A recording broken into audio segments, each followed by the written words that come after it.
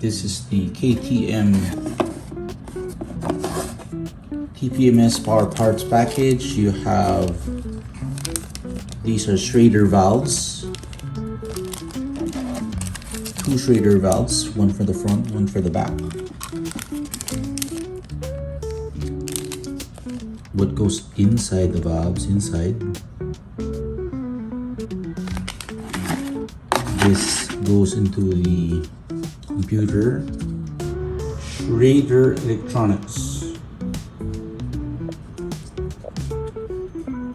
This goes into the head unit.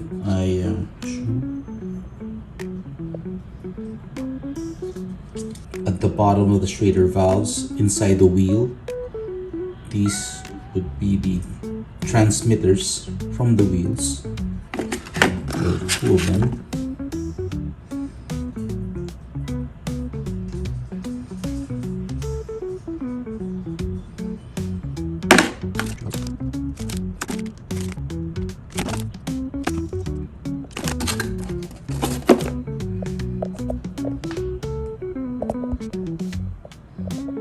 It took 2 trips to the dealership to install the TPMS. Somehow the head unit was not picking up the sensors, but finally it all came together, and here's how it looks like. It's now on the screen. As you can see there, it says TPMS front and TPMS rear. You'll have to run the vehicle for the sensors to pick up the tire pressure. Out cold, you won't see it, but you can see here it says front tire pressure too low at 36 psi.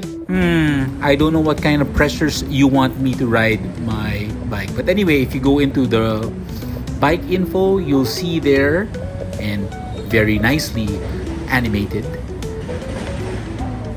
the bike tire info. So there it is.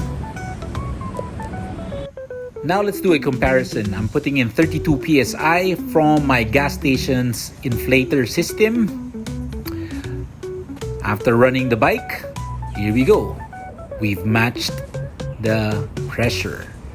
It's also the same, 32. So these things are pretty accurate.